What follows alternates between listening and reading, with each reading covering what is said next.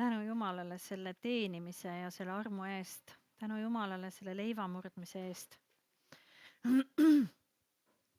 Ja mina panin sisse, ma ei tea, tuleb. Küll ta tuleb, kus ta pääseb. Ja kui ei tule, saab kõvema häälega räägitud, nii et ärge muretsege. Ma tahan teid kõigepealt tänada ja tõesti tänada selle usalduse eest, et te olete lubanud mul ka oma õpingute ajal, mis Jumala armust saab läbi see kevad. Ja ma tõesti tänan ka kogudust ja kõiki, kes on ees palvetanud, et see kool saaks tõesti läbi ja ma tõesti tänan Kristjanit ja Ellet, keda siin ei ole, aga küll nad teavad, et ma neid tänan selle usalduse eest, et nad on lubanud sõna jagada. Ja mulle nii meeldib, kuidas Karin alati ütleb, et ma nii armastan Jumala sõna. Ja see oli ka üks põhjus, miks ma läksin teoloogiat õppima, et ma tahtsin rohkem aru saada. Ja tegelikult ma tahtsin omandada neid teadmisi, et palju lihtsamini selgitada inimestele Jumala sõna. Sest vahel me kaotame selle võib-olla oskuse või aru saama, et kuidas maailma inimesed ei mõista võib-olla Jumalat ja kuidas neile seda selgitada nii, et nad saaksid osa ja saaksid puudutatud. Nii et ja täna, kuna minu lõputöö teemaks oli paast, siis natukene ma mainin ka paastu, aga Jumala püha vaim juhtis selle jutluse teises suunas. Aga paast on siin sees kui üks väga oluline tööriist kristlase siis tööriistakastis. Nüüd, kui me hakkame minema mööda seda piiblilugu, siis kas sa oled kunagi mõelnud, miks Jumal andis juudi rahvale reeglid, miks ta andis Moosesele seaduse, et milleks see vajalik oli? Miks ta ei võinud lihtsalt juhtida oma rahvast, aga ta andis väga selged juhised ja väga selged juhtnöörid, kuidas käia koos Jumalaga. Ja kui ma ise selle peale mõtlesin, tuli nagu üllatusena mulle see mõte, et tõesti, et miks Jumal nagu andis. Ja kui ma hakkasin võrdlema, mis on siin maailmas, sest teate, enamus asjad siin maailmas, või tegelikult ma võiks öelda, kõik asjad siin maailmas, peegeldavad mingil viisil Jumala riiki. Kas nad on siis pahupidi pööratud, kurja ja saatana poolt, siis me teame, et kui see õiget pidi pöörata, siis milline ta oleks Jumala riigis. Ja samas on ka siin väga palju neid asju, mis austavad Jumalat ja annavad tunnistust sellest, et elav Jumal on elav Jumal ja üle kõikide nimed on Jeesuse nimi. Aga kui me mõtleme siin maailmas, kuidas see tegelikult kõik toimib, siis kui me mõtleme selle Moosese seaduse peale, kui me mõtleme juudi rahvale antud tohutu reeglistiku peale, siis me võiksime mõelda, et see on nagu alfabet ühes keeles, ükskõik on ta siis eesti keel või rootsi keel või hiina keel, siis ta on nagu see alfabet, mille peale ja millest nad saavad koostada siis neid sõnu ja seda, mida nad tahavad üksteisele kommunikeerida ja kuidas elada. Ja samuti see on nagu üks keel või vundament, mis on see kõige baas, mida kõik õpivad ära oma põhikooli haridusega, et kuidagi kommunikeerida, kuidagi anda endast info edasi ja kuidagi millestki aru saada. Aga see on alles vundament. Ja me võiksime seda võrrelda võib-olla siin maailmas liikluseeskirjadega. Nüüd ei ole vahet, kas sa oled rikas või vaene, oled sa õnnelik või õnnetu, oled sa patune või püha, oled sa uhke või alandlik, meile kõigile kehtivad täpselt needsamad liikluseeskirjad. See liikluseeskiri on vundament, millele on rajatud see, et me üldse elusalt jõuaksime punktist A punkti B. Aga nüüd, millise autoga sa seal liikluses sõidad? On see siis, ja nüüd võid Arvo panna peale, on see siis Dacia või Ferrari? See on puhtalt sinu valik. Ja muidugi võib öelda, et oi, et mul ei ole võimalust osta Ferrarit, et mina ostsin oma võimete kohaselt Dacia. Jah, inimlikult see ongi armas. Aga ma usun, et kui üks koguduse vend, näiteks Joosua, sõidab ühel pühapäeval sellise ilusa punase Ferrariga siia kirikuplatsile, siis ma usun, et ei ühelgi, ei õel ega vennal jää see märkamata. Ja ma arvan, et kõigil tekib südames selline, et küll see on ilus. Kui mul oleks vaid võimalus. Ja ma arvan, me kõik korraks mõtleksime ja me tunneksime heas mõttes sellist natuke võib-olla kadedust, et kuidas tal see ikka võimalik oli. Aga teate, siis tuleb elu peale. Ju siis Joosual just kuskilt leidis selle raha, ju ta võitis loto ja me kunagi ei mõtle seda, et mida ta on pidanud sellel teekonnal läbi tegema, et endale võib-olla osta see Ferrari. Vaid me lööme käega, me lähme oma mugavustsooni ja mõtleme, et mulle käib see Dacia küll. Ja ma ei halvusta ühtegi automarki, aga ma lihtsalt tahtsin hinnaskaala 2 erinevat äärmust tuua näiteks, sest me kohe läheme ka vaimulikult seda üle kandma. Või teine variant on, kui me mõtleme, ja las need Dacia ja Ferrari siin olla meil silmes, teine variant, kui me mõtleme näiteks oma emakeele eesti keele peale. Meil kõigil on, ma arvan, enamusel on vähemalt põhikooliharidus, nüüd me oleme juba ajastus, mõnel on võib-olla veel vanast ajast natuke vähem haridust, toona oli koolisüsteem natuke teine, piisas 3-5 klassist ja see oli ka maailmharidus selleks ajastuks, aga põhiliselt on ikkagi kas põhikooliharidus 9 klassi või gümnaasiumiharidus ja sealt edasi siis on juba tegelikult vaba valik. Alles tänavu või möödunud aasta kehtestati see, et kohustuslik on gümnaasiumiharidus või kuni 18 aastani on kohustus inimesel õppida. Vanasti piisas 9 klassist. Nüüd me kõik omandame selle eesti keele baasi. Aga see, mida me selle eesti keelega pärast teeme, on väga erinev. Mõni inimene võtab selle sama eesti keele, need samad sõnad, need samad reeglid ja selle sama alfabeti ja loob sellest imeilusat luulet. Nii et me kuulame ja hing jääb kinni, kui imeilus. Ja me ütleme, et see on eriline and. Mõni inimene teeb suurt maailma tasemel teadust selles samas keeles, ta kirjutab pakse teadmeteoseid ja teadustöid uurides mingeid asju. Samas on mõni inimene, kes suudab selles keeles luua üles tõstvaid ja hoolivaid ja armastavaid kõnesid teistele, et alati inimesed tunnevad ennast väga eriliselt. Ja samas on selle keelega võimalus ka osadel avaldada armastust, nii romantiliselt, kui tal vaid hingest tuleb. Ja ometi selle sama keelega otsustavad osad luua sõimu, et teisi alla kiskuda. Luua solvanguid, luua tagarääkimist, et teha haiget. Hävitavaid ja alla kiskuvaid remarke või tähelepanekuid kellegi suunas, roppusi, vandumisi. Ja ometi see on seesama keel ja need samad reeglid. Mitte midagi ei ole erinevat. See vundament on sama. Ja nüüd, kui me kanname selle üle vaimuliku maailma, siis ma tean, et sa kohe mõtled, kes see siis vaimulikus maailmas solvanguid mõtleb või kes see siis vaimulikus maailmas alla kiskuvaid kõnesi peab või kedagi.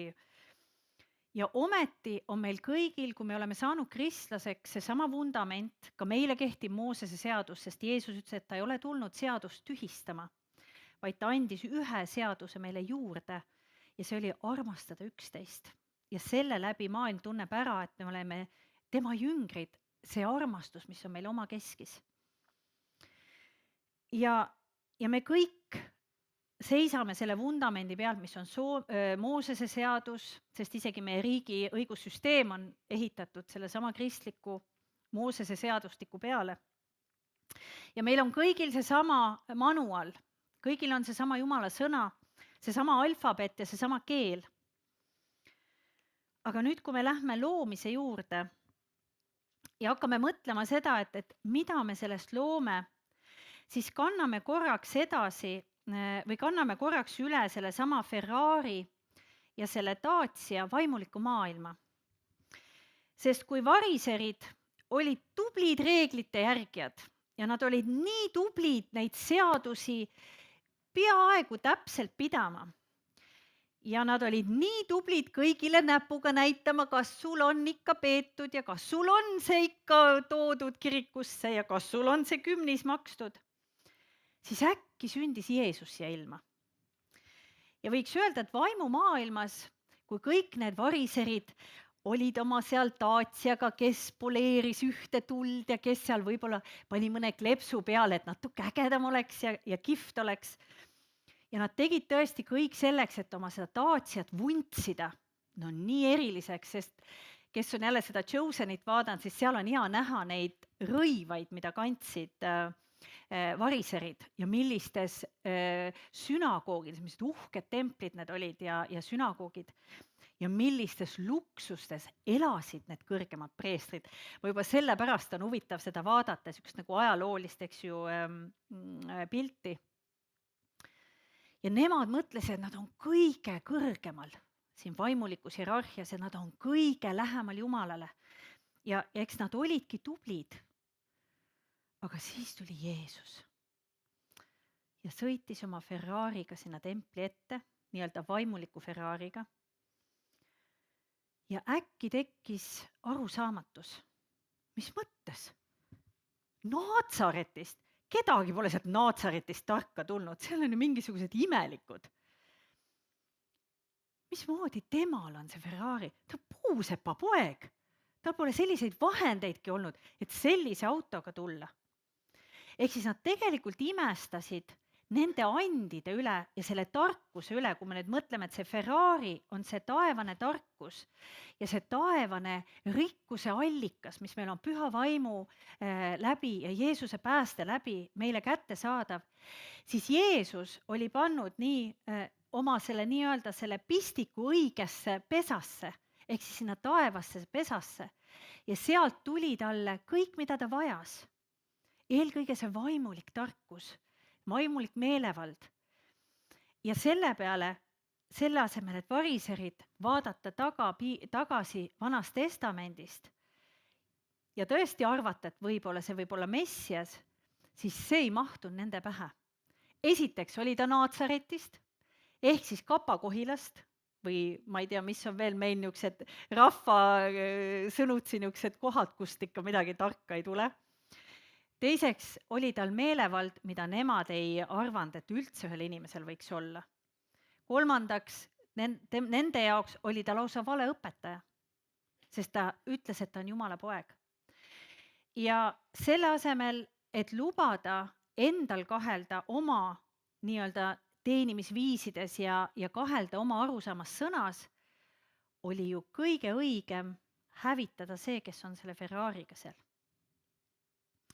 Ja tihtilugu meil kristlastena ka juhtub seda, et kui tuleb siia ette keegi, kes on tõesti püha vaimu täis ja profeteerib või räägib imelisi sõnu, siis me mõtleme, et milline and. Ja me ei mõtle seda, et kuidas ta on saanud selle, et tal need annid voolavad. Mis on see teekond olnud tal läbi elu, et need annid voolavad. Ja me täpselt samamoodi vaatame, me imetleme neid suuri jumalamehi ja suuri jumalanaisi, kes kas on meie enda keskel prohvetlike andidega ja suurte andidega või tulevad välismaalt suured jutlustajad. Me imetleme neid ja siis me läheme koju nagu variserid oma Daciat siluma ja poleerima, sest ta on ju ka päris ilus. Ja meil on see nii harjumuspärane ja me tegelikult ei julge peeglisse vaadates öelda, et see, et ma kadestan, heas mõttes kadestan seda suurt Jumala meest või naist, see on see võib-olla see püha vaimu ärgitus, et tegelikult see on ka sinu pärand. Et miks sa imetled teda selle Ferrariga tulemas, kui see on ka sinu pärand. Meie isal on taevas garaažis igaühe jaoks Ferrari. Ehk siis kõik see vaimulik meelevald tänu sellele, mis Jeesus ristil tegi ja see, et ta saatis püha vaimu meile abiks. Meil on kõigil võimalik sõita nii-öelda selle Ferrariga ja omada seda meelevalda. Aga teate, milles on probleem? Me ei viitsi. Me ei viitsi. Me ei viitsi treenida ennast. Me ei viitsi pühendada ennast. Sest nii nagu maailmas tihtilugu kadestatakse ja sarjatakse neid, kes on tõesti võib-olla käinud läbi väga suuri raskusi ja tihtilugu need, kes on jõudnud elus väga kaugele ka majanduslikult. Kui sa kuulad nende lugu, siis ei ole olnud lihtne tee. Aga sealt see vahe on olnudki, et nad on viitsinud. Nad on viitsinud ärgata hommiku kell 5, teha üks jooksutrenn või teha trenn. Nad on viitsinud lugeda raamatuid, nad on viitsinud enda vaimu treenida, nad on viitsinud õppida, nad on viitsinud. Ja siis, kui nad jõuavad sinna, kus nad sõidavad selle Ferrariga ette, siis meie, kes me ei ole viitsinud ja endiselt oma väikses Dacias, siis me mõtleme, et küll ta selle kuidagi ikka ebaausalt sai. Ja me kipume kohe maha tegema. Me kipume kohe eirama, aga mitte sellepärast, et meil päriselt võib-olla kade meel oleks, vaid sellepärast, et see puudutab meil seda viitsimise närvi. Võib-olla see on ainult minu puhul. Võib-olla see jutus ainult mulle. Aga kui Jumal mulle seda ütles, et ole aus, sa ju ei viitsi. Oi, mul on nii palju teha, appikene, mul on pere ja lapsed, mul on töö, mul on see, oi, mul ei ole aega. Aga tõde on selles, et ma ei viitsi. Ja me oleme nii mugavaks muutunud siin heaolu ühiskonnas. Nüüd me oleme selle sõjaga ka ära harjunud, seal ta on. No võib-olla tuleb ka siia. Me tegelikult harjume selle kõigega. Ja et jälle seista selles ja avada oma Dacia uks ja mõelda, et tühja see Ferrari. Ma olen rahul sellega, mis on. Aga siis, kui jälle see Ferrari ja kui see Joosua jälle tuleb oma Ferrariga, see nõks käib läbi ja mõtled, kui ma vaid viitsiks. Äkki mul oleks ka see võimalus. Ja niimoodi me alati, ma ei tea, mina tunnen alati, kui ma näen suuri jumala mehi ja naisi, mul tekib see tunne, et ma tahan ka seda. Sest ma tean, et see on minu pärand. Ja kui ma vaatan seda Chosenit, ütlen ausalt, 7. kord läheb terve hooaeg. Ja teate, see on juba lisaks piibli lugemisele selline vaimulik mõtisklus. Ma vaatan ja analüüsin ja teate, Jumal räägib iga kord. Mul on juba peas need, mis seal toimub. Aga iga kord, kui ma vaatan, ma märkan midagi täiesti uut. Ja see on juba täitsa mulle saanud niiseks vahvaks osaduseks nagu püha vaimuga ja samas teate, mis see on huvitav, kuna mina vaatan Netflixi pealt ja kuna mul inglise keelega selles mõttes saan aru ja ma ei vaja seda tõlget, siis seal Netflixis on teisi toredaid filme ka. Ja ma olen kogenud seda, kuna ma olen nii palju seda Chosenit vaadanud, see, mis toimub minu sees, minu vaimus, kui see Chosen mängib, sest seal ju kogu aeg tsiteeritakse Jumala sõna. Kogu aeg ju Jeesus tsiteerib neid Jumala sõnu ja samaaegselt siis tuleb sinna see dramaturgia üle ümber, et luua see kontekst, aga siis nad ütlevad ju kogu aeg neid samu Jumala sõnu, mis on siin Uues Testamendis, eks ole. Ja tead, kui ma siis vahel mõtlen, et ma vahelduseks vaatan midagi muud. Teate, see on kuidagi selline tühi tunne. See tunne, et ma ei tea, kuidagi nagu aja raiskamine. Ja tead, see on nii huvitav, ja see on seesama see treening, et mida rohkem me treenime ennast Jumala vaimu ligiolus ja mida rohkem me treenime läbi nende võimaluste, mis meil tänapäeval on, Spotify's tuleb lõputult ülistus, pane see endal lõputult mängima taustaks, kui sa tunned, et su hing on katki ja sa vajad Jumala ligiolu ja sa ei oska teda otsida, pane see ülistus mängima või pane, eks ju, see Chosen või taustaks või TV7 ja lase see Jumala vaim enda ligi ja sa tunned, et su süda muutub järjest pehmemaks. Ja tead, siis kõik need teised asjad hakkavad tunduma täiesti mõttetud. ja mitte, ma pean väga lugu heast kultuurist ja teatrist ja väga heast muusikast. Et see ei ole see, aga siis ta peab hea olema. Ja ta peab olema, eks ju, kuidagi nagu õige. Aga mida ma tahan öelda, on see, mismoodi meie süda muutub järjest erksamaks püha vaimule.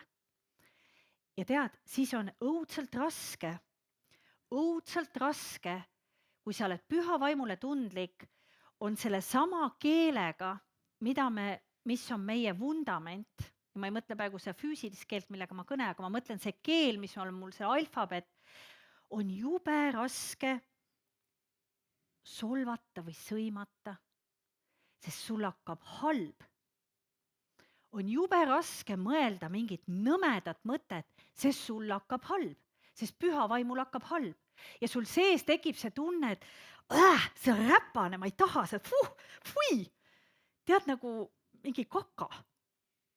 Ei no päriselt, kui see on õudne ja see teeb nagu mustaks ja nii paha tunne on. Ja siis sa mõtled, et appikene. Ja see on see, kui sa lihtsalt lubad püha vaimul ligi. Lubad püha vaimul lõputult ligi. See, kuidas Jeesus ütles päris karmilt variseridele. Mul on siin terve nimekiri välja kirjutatud piiblist. Ma ei hakka kõike ette lugema, aga ta ütles neile päris karmilt. Ja teate, miks ta ütles neile karmilt? Näiteks Matteuse 23:13.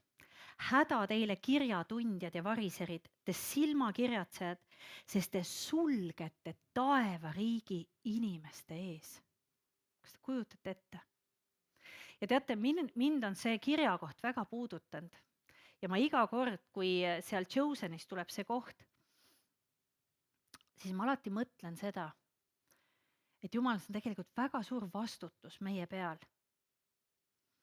Sest kui meie oleme püha vaimule kanged ja kõvad ja jäärapäised, siis on oht, et me sulgeme taevariigi inimeste ees. Sest me ei ole avatud uks. Me ei lase püha vaimul ennast kõnetada, kui me kohtume inimestega. Ükskõik kus, linnas, trammis, lennukis. Lennuk on põhikoht, eriti kui sa üksinda lendad, keegi satub su kõrvale, ikka hakkad rääkima. Või näiteks nüüd mul on väga hea trump taskust võtta, kuna mul on teoloogiline haridus. Ja teate, see on nii hea trump selles mõttes, et kui me oleme kuskil, kui meil on sõbrad külas näiteks, kes ei ole kristlased, siis ma ütlen, et teate, et kuna ma nüüd lõpetan siin teoloogilist haridust, kas ma võin teie eest palvetada? Kas ma võin õnnistada tead?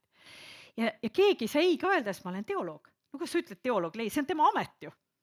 Ja teate, see on nii äge ja ma varem ei saanud sellest aru, kui nagu hea trump see on, mida Jumal saab kasutada. Ja kui avatud inimesed on. Kui sa lihtsalt ei tao ja ei käi neile peale, vaid et sa lihtsalt, kas ma tohin teie eest palvetada? Ja ma ei tea, meil ei ole ükski seltskond ei ole ei öelnud. Ja teine asi, mis on vahva, on see, et kui me oleme kristlased, siis me saame tunnistada oma sõpradele sellest, mis Jumal on meie elus teinud. Neid imesi, mis Jumal on teinud, teate, nad kuulavad nii suure huviga ja mõtlevad, et kuidas see võimalik on. Ja see on meie võimalus avada neile seda taeva ust ja lubada püha vaimul tegutseda. Siis Jeesus läheb edasi, ütleb, te olete väliselt vagad, aga seest tühjad. See on teine asi, mis mind on väga puudutanud just sellega, et kas ma mängin kristlast või ma olen kristlane. Ma täna ütlesin abikaasale toredasti, kuna Elle ja Kristjanit ei ole, ennast siin ees pingis istuvad tavaliselt pühad. Karin istub õiges kohas, aga ma ütlesin Mardile, et mängime, et me oleme pastorid. Sina oled pastor ja mina olen pastori abikaasa. Mängime korraks. Ja siis ma sain aru, et see on väga suur vastutus. Et mul oleks suur au olla pastori abikaasa, aga ma ei tea, kas minu abikaasa on kutsutud olema pastor. Aga vahel on hea mängida neid rolle ja sa mõistad tegelikult, kui suur vastutus see on. Ja kuidas nad vajavad meie eespalveid ja tuge, et olla tõesti siin ees ja juhtida oma kogudust. Ja et me ei mängiks, et me oleme kristlased, vaid me päriselt oleksime seda läbi ja lõhki. Siis tema klassikaline ütlus, valgeks lubjatud hauad. Karm. Sees on ainult, te olete valgeks lubjatud haudade sarnased, mis väljas paistavad ilusad, seest aga täis surnute luid ja kogu rüvedust.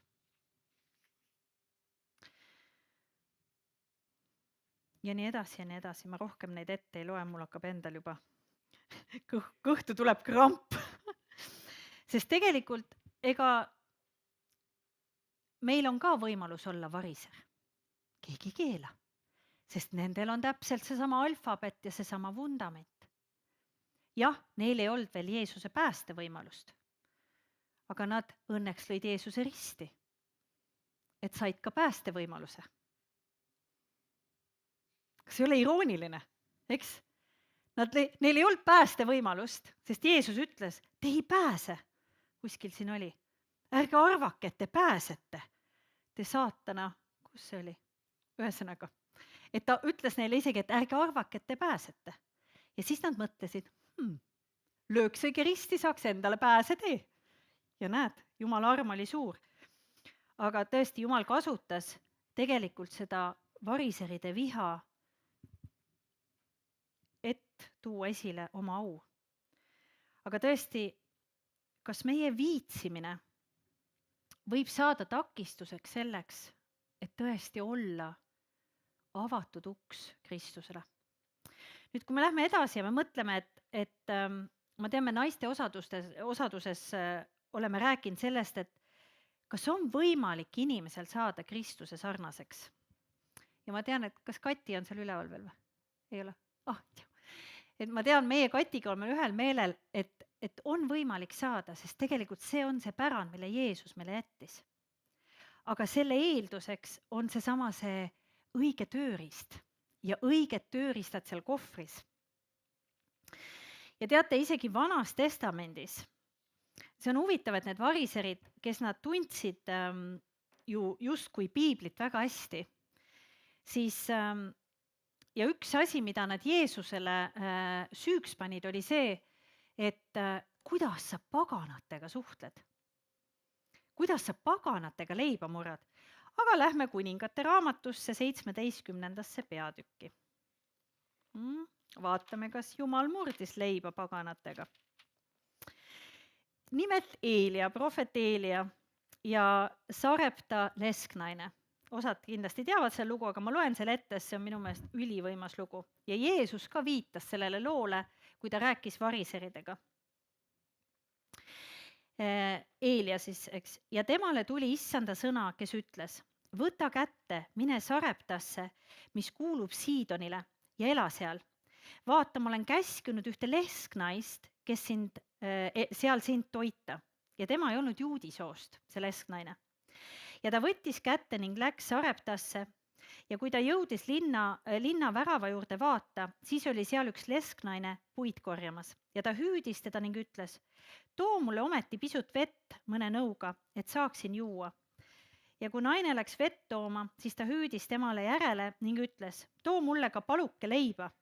Aga naine vastas, nii tõesti, kui issand su Jumal, eks, see ei olnud tema Jumal, see oli Eelia Jumal.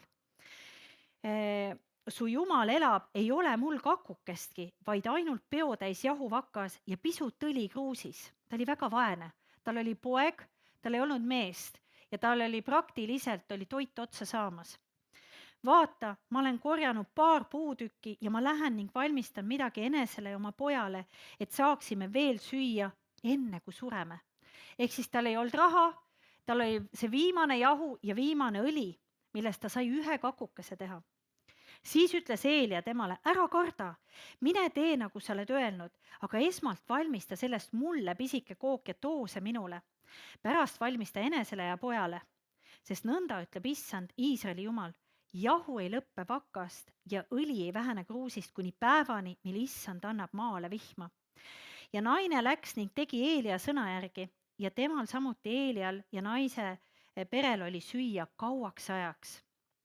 Jahu ei lõppenud vakast ja õli ei vähenenud kruusist issanda sõnale, nagu ta Eelia läbi oli öelnud.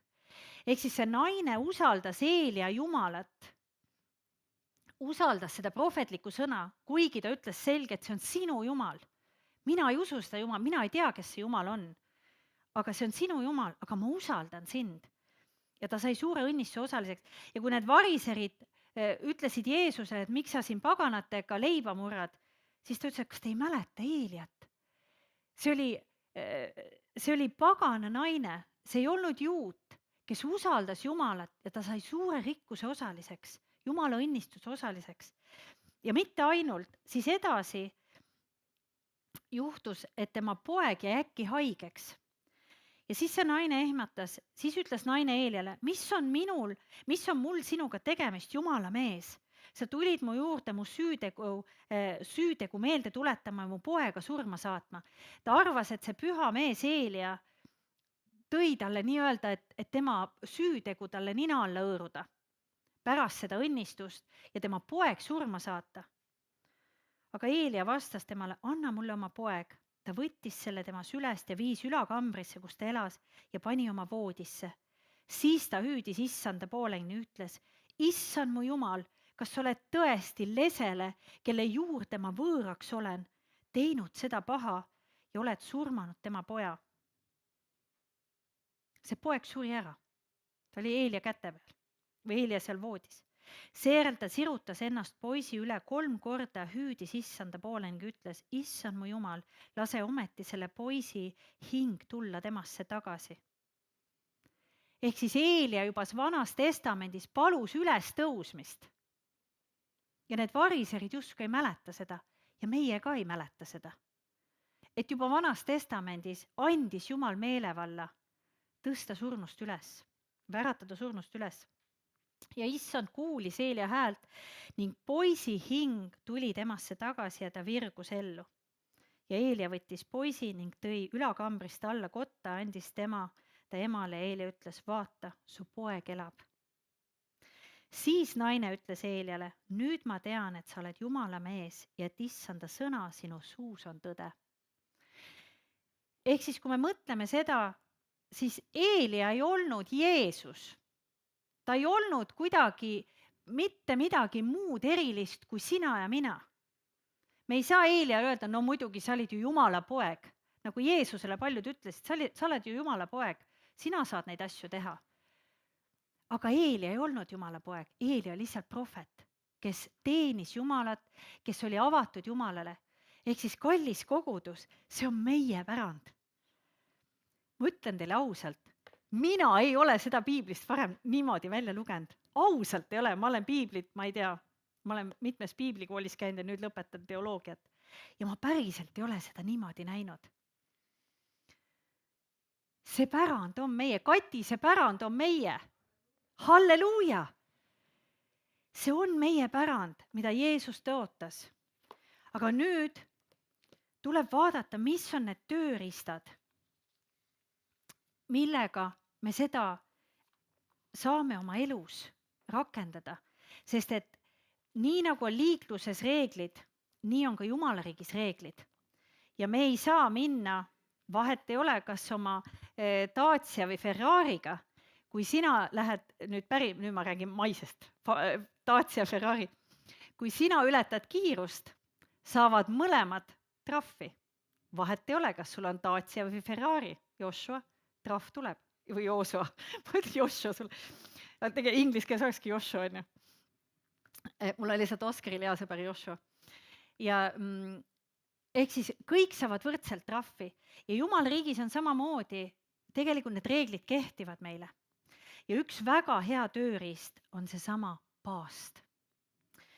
Aga nüüd, et me mõistaksime, mis asi see paast on, siis ma alustaksin võib-olla kõige erilisema paastu kirjeldusega, kui ma võiks niimoodi öelda piiblist. Kõik on eriline, aga see on eriline. See on nagu lastele ütled, et sa oled kõige armsam. Teised ütled, et sa oled kõige armsam. Sest nad on ju erilised mõlemad, eks ju. Nii et piiblis on kõik armas. Aga ühesõnaga, Jesaja peatükk 58. Siin prohvet Jesaja räägib sellisest paastust, mis on Jumalale meelepärane. Eks ole ju mulle meeldiv paast niisugune. päästa valla ülekohtused ahelad,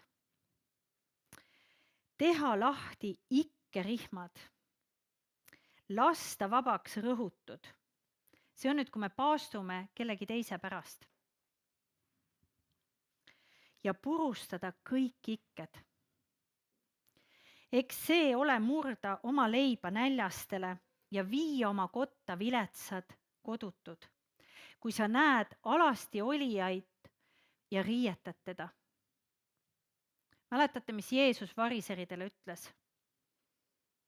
Et mismoodi on tema teenimine? Kui Jeesus küsis variseridelt, et aga mis sa siis teed, kui Jumala riik tuleb? Sest nad ei saanud aru, kas Jeesus on kuidagi Jumala riigist ja seal maadlesid. Jeesus ütles, et siis te peate hakkama toitma neid vaeseid, et need, kes toitsid vaeseid, need on toitnud mind. Ja nad ütlesid selle peale, et oi, see on karm õpetus. Aga see on kõik siin Jesajas kirjas juba Vanas Testamendis. Ja huvitav jälle, et variserid ei teadnud seda, sest prohvet Jesaja on ju ka väga palju tsiteeritud ka Vanast Testamendist. Kui sa näed alasti olijat ja riietad teda ega hoidu oma ligimesest, siis ilmub su valgus otse kui koit ja su paranemine edeneb jõudsasti. Sinu õigus käib su eel, su paranemine, eks ju, siin on sinu enda eest, kui sa paastud, kui sul on midagi häda. Sinu õigus käib su ees, issanda auhiilgus järgneb sulle. Siis sa hüüad ja issand vastab. Kisendad appi ja tema ütleb, vaata, siin ma olen. Kui sa oma keskelt eemaldad ikke, sõrmega näitamise ja nurjatu kõne, kui sa pakud näljasele seda sama, mida sa ka ise imustad ja toidad alandatud hinge, siis koidab sulle pimeduses valgus ja su pilkane pimedus on otse kui keskpäev. Vaadake, milline tõotus. Ja seesama tõotus on uuesti Uues Testamendis. Ja issand juhatab sind alati ning toidab su hinge põuasel maal ja teeb tugevaks sul luud liikmed ja sa oled otse kui kastetud rohuaeg veelätte sarnane, mille vesi ei valmista iial pettumust. Kui me mõtleme selle sama lõigu tänases kontekstis, kus me tõesti pelgame, et sõda võib tulla Eestimaale ja paljud on rõhutud ja vaevatud, siis meil ei aita loota elektrisüsteemi peale, sest me oleme näinud seda, et kui elekter läheb ära, siis praktiliselt kogu maailm kukub kokku. Kõik kukub kokku. Poodides hakkavad sulama need külmkambrid ja külmkapid. Kõik hakkab roiskuma. See on katastroof, kui elekter läheb ära. Ehk siis tegelikult kriisi ajal meil ei ole mitte millelegi maisele loota. Võtta ära internet. Me ei saa piiblitki paljud lugeda, kes me kogu aeg telefonis, mina ka kogu aeg, nii mööda minnes. Ja ma nägin hiljuti, Oleviste koguduse vanem pastor Veljo Kaptein ütles ühes podcastis, kui küsiti, et kuidas kristlane hakkama saab lõpuaegadel.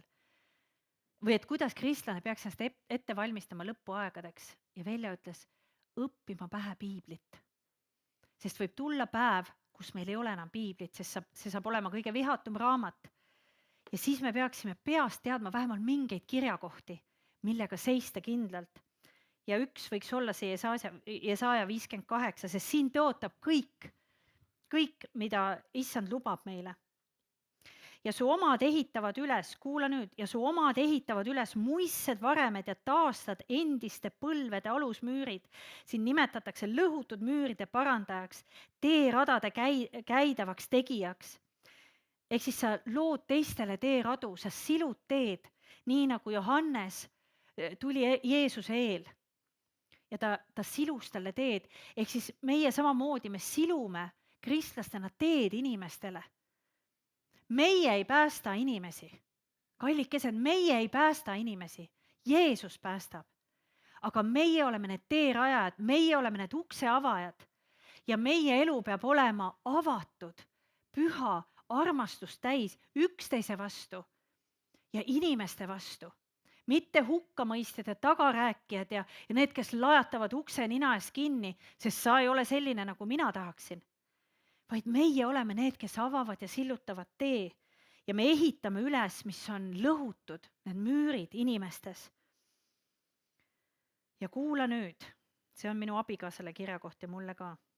kes me oleme kõvad rööprähklejad, kui sa hingamispäeval seisatad ega tee mu pühal päeval, mis sulle meeldib, kui sa nimetad hingamispäeva rõõmuks ja issanda püha päevaks, austusväärseks ning austad seda ega tee, mis sulle meeldib, ei otsi omakasu, ehk siis ei tee tööd, sest see omakasu otsimine, see on see, et me, eks ju, ja me kuulsime, et see on okei, kui me muretseme, eks ju, iga päev leivase. Aga see mure peab olema issand ette toodud. Ja muidugi me käime tööl, aga see ei saa olla Jumala arvelt. Me ei saa ennast väsitada nii ära, et see on piibli lugemise arvelt, et see on palve arvelt, sest ühel päeval, kui on kriis, siis meil ei ole enam aega täita neid õlianumaid, nagu 10 neitsi puhul. Täna on see päev, rahupäev. Teate ju Eesti vanasõna, raudta rege suvel. Sest talvel ta peab sõitma laitmatult. Nii et mina võtan siit kogu selle, aga et just see, et see pühapäeva pidamine, sest et kui sa oled tegus ja toimekas inimene ja sulle meeldib tegutseda, sa teed Jumala riigi asju, seda enam, kui sa teed Jumala riigi asju, see ei saa olla Jumala arvelt. Sul peab olema süda pehme, et sa kuuled Jumala juhtimist. Sest kui te mõtlete kõiki prohveteid ja kõiki neid inimesi, kes on piiblis kirjas, siis teate, mis üks asi ühendab neid kõiki. Siia nüüd kuulub ka Jeesus, sest see, et nad olid kõik patused, siia Jeesus ei kuulu. Aga üks asi ühendab neid kõiki, kes on siin piiblis nimetatud, ükskõik kes isik, nii-öelda, kes on Jumala teenistuses olnud. Kaasa arvatud see lesknaine. Nad on teinud asju kastist väljas Jumala püha vaimu ärgitusel. Seda ma ka alles nüüd avastasin. Nad on, kujutad ette, nad on kõik, sest kui te vaatate Jeesuse elu, need variserid olid täiesti, nad olid nii lühises, sest kõik, mida Jeesus tegi, oli kastist väljas. Ta murdis hingamispäevast, ta ütles, hingamispäev ei ole inimese jaoks. Või tähendab, inimene ei ole hingamispäeva jaoks, vaid hingamispäev on inimese jaoks. Kuidas sa ei aita, kuidas sa ei tervenda, kuidas sa ei lähe oma, eks ju, sokule lähed küll järgi, kui see kaevu kukub, aga inimest tervendada ei tohi. Te silmakirjalikud. Ja siis eriti, kui sa vaatad seda visuaalselt seal show'ses, sa mõtled täitsa crazy. Nad lasid inimese seal pingis surra oma kuivanud käega või oma pimeduses. Seda ei tohtinud teha, seda headegu inimesele. Aga oma lamba ma püüan küll kaevust välja. Kus siin loogika, kus siin Jumala armastus on, kus siin, eks, ja seda Jeesus ka imestas. Aga et kõik nad on olnud kastist väljas ja teate, kui ma seda avastasin, siis ma sain aru, et nüüd tuleb ikka korralikult hakata sõna lugema. Sest me peame olema püha vaimule kuuldaval. Kui prohvet, ma mõtlen, hea küll, ma sinna ei lähe, siis läheb veel omakorda, hea küll. Aga see mõte ongi siis see, et olla kuuldaval. Ja kui me nüüd mõtleme, et mis on need tööriistad, et saada siis see pärand kätte, et saada siis see Ferrari kätte, et mitte ainult Joosua ei sõida siia hoovi oma Ferrariga, vaid ka Gusta, Sven,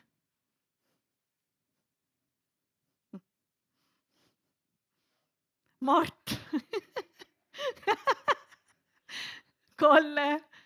Ehk siis tegelikult, kuidas saada see pärand kätte? Paastudes, palvetades, kuulates, ennast distsiplineerides, pidades Jumala käske.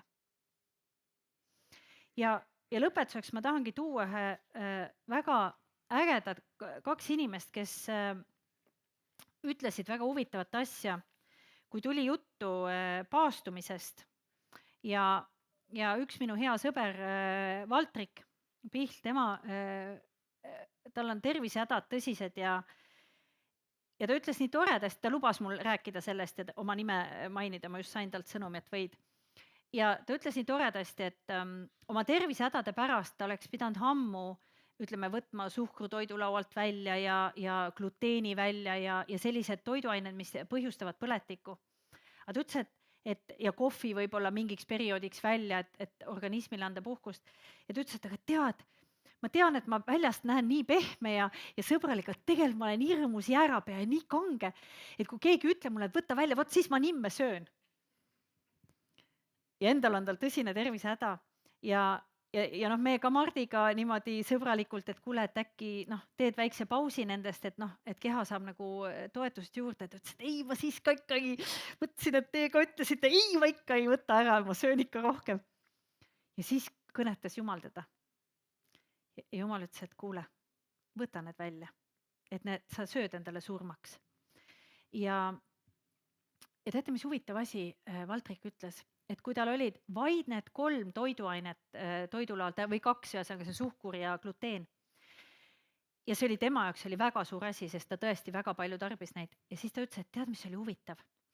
Nii kaua, kui ma pidasin seda distsipliini ja ma olin ustav Jumalale, et ma neid ei söönud, mul olid kõik muud ka asjad elus kontrolli all.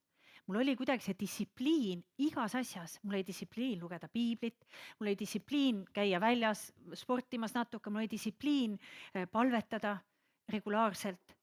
Et see kuidagi see distsipliin ja õde Maarjon ütles seda sama täitsa puhtjuhuslikult, kes ka teeb väikest puhastust, vabandust, ma selle välja ütlen. Aga ühesõnaga, täpselt see sama ütles naiste osaduses. Ma sult ei küsinud luba, et ma võin see öelda, aga annad andeks, eks ole.